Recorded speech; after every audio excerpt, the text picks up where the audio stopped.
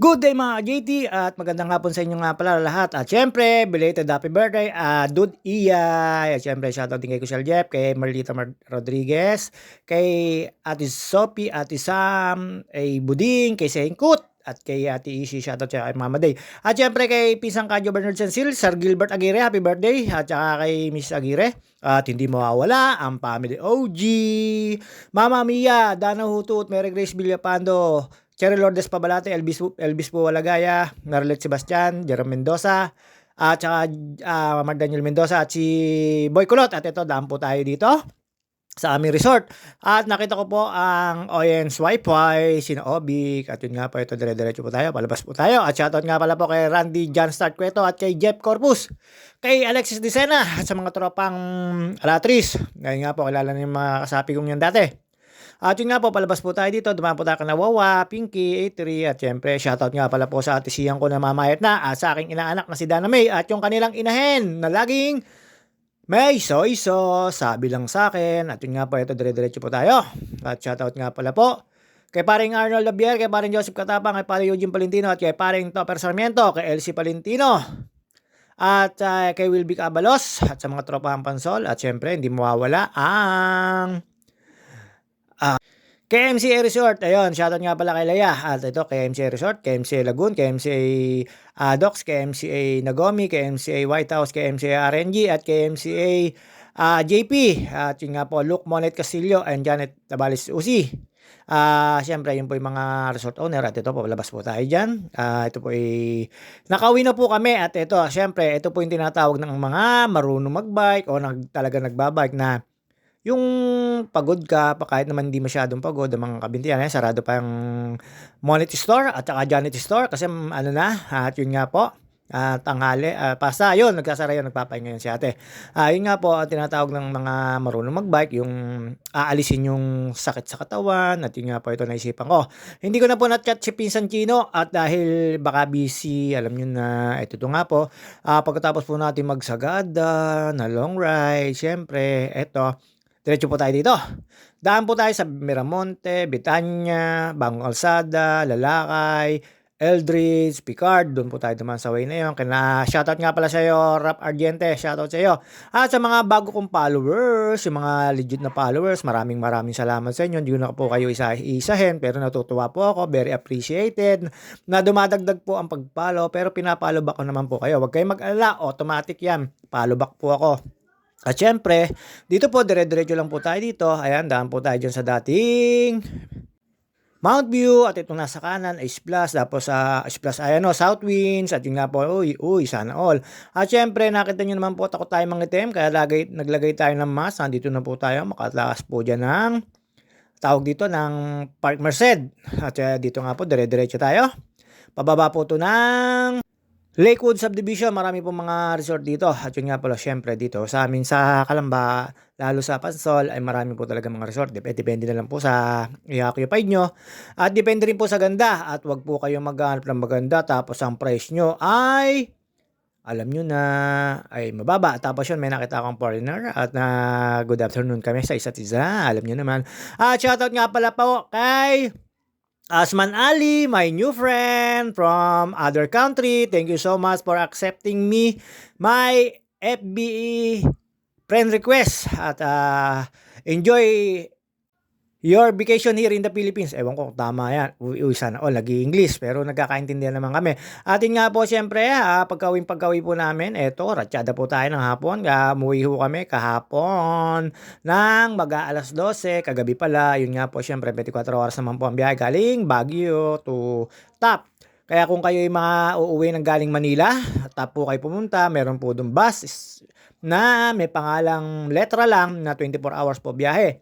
Sister company ng yun nga po nag-viral na bus dun sa expressway. Ito, NLEX. At ito, dahan po tayong pumapanik dahil po may ginagawa rito sa parte rito sa may baba ng Picard, dun sa may Paris Station.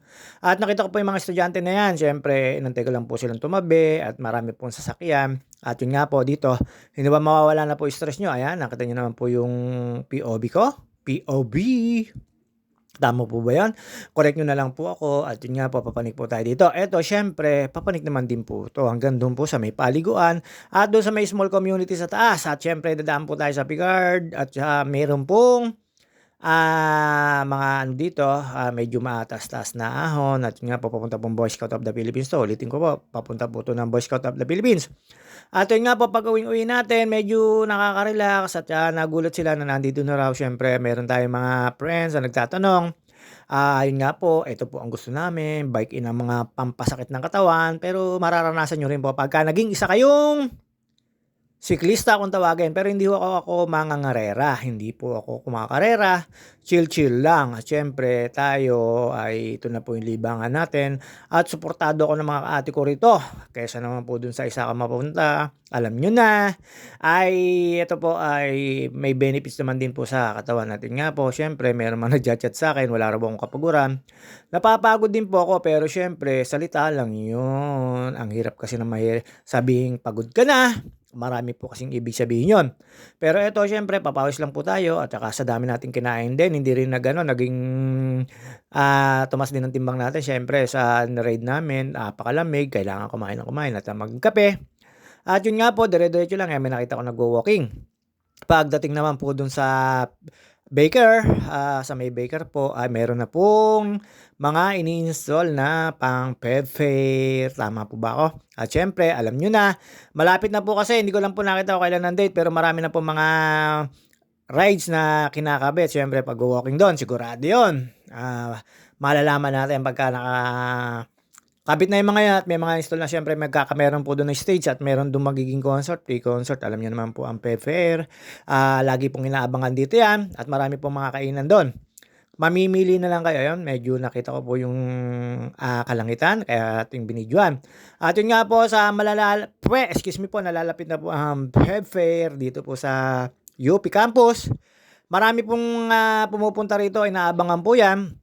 Lahat naman po ay welcome dito at yun nga po siyempre nakita ko nga po may mga install at do'n po tayo tumambay sa may tower. Alam niyo na yun po yung pinakatambayan ko po ngayon. Kasi do'n po sa may tower hindi po tayo nakakaabala sa mga nag-e-ensayo na mag-aaral at yun nga po eto, papanik na po tayo nito. Ayan, tapos na po yung pagpanik natin do'n sa may dalawang siko. Eto lang po, talaga naman nakakapitig po ng binti ito pero siyempre kayang-kaya naman.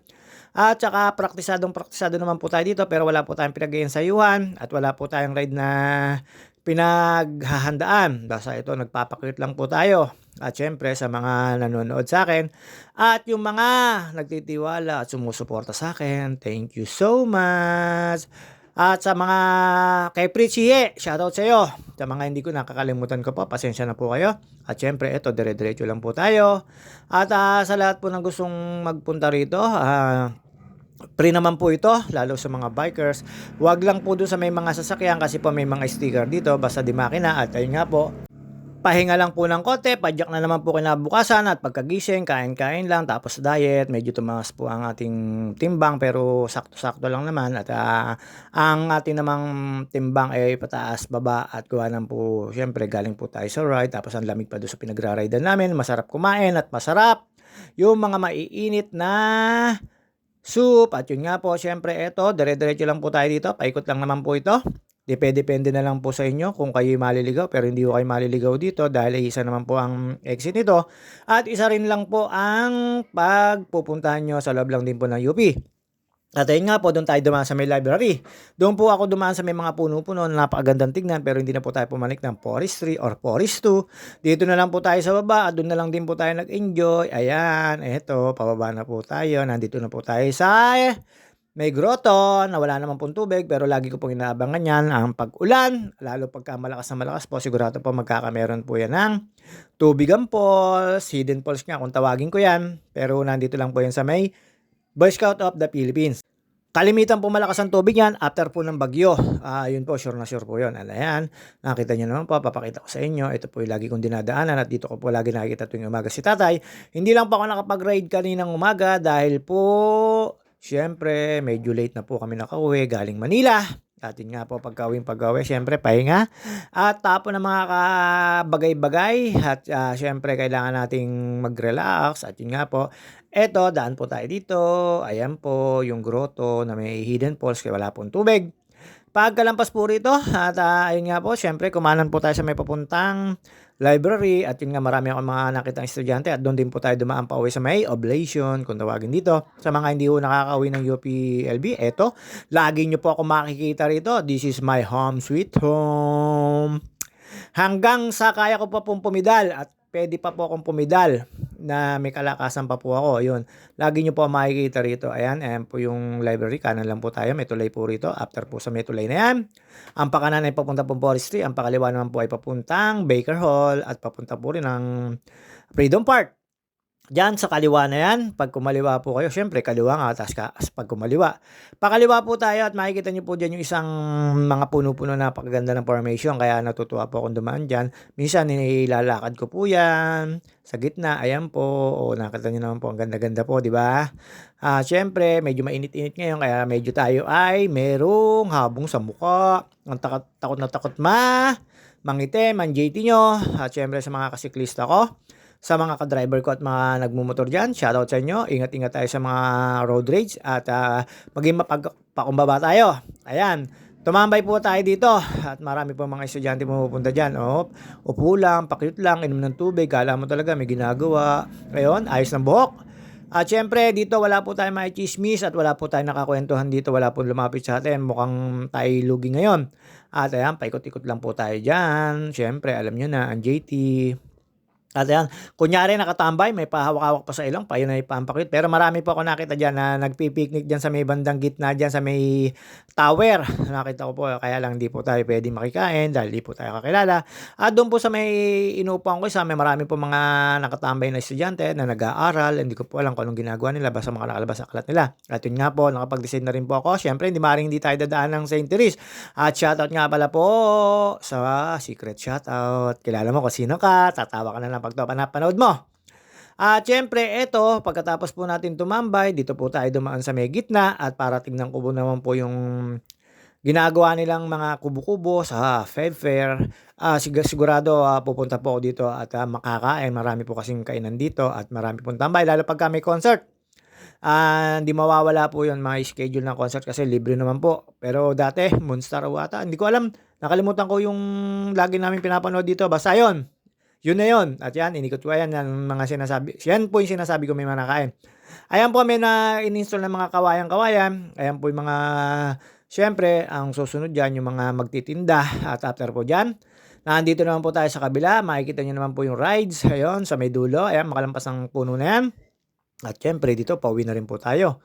At yun nga po at hindi na po rin magtatagal ang video natin. Pinakita ko lang po sa inyo. Makikita nyo rin po naman sa akin yan pagka yung off na ang Fair, di maring hindi tayo tatambay dito at di maring hindi tayo pupunta rito. Syempre home sweet home ni JT to.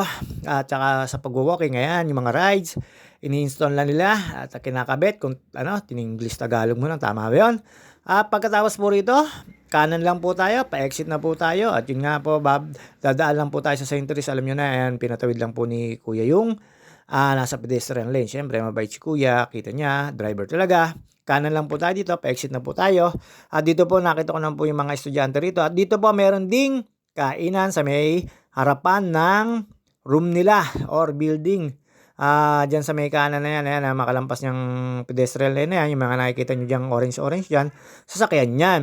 Siyempre, after nyo sasakyan na yan, dyan nyo na po makikita, yun, no? Yung mga blue, red, yan. Marami po dyan, bibili na lang po kayo. Ang dami ko pa nakita mga estudyante. Siyempre, tayo, diet. Bukas na lang ako kakain, pero joke lang po yun. Siyempre, hanggang dito na lang po. See you on my next video, mga ka-JT. Ingat-ingat po tayo, lalo sa mga road rage.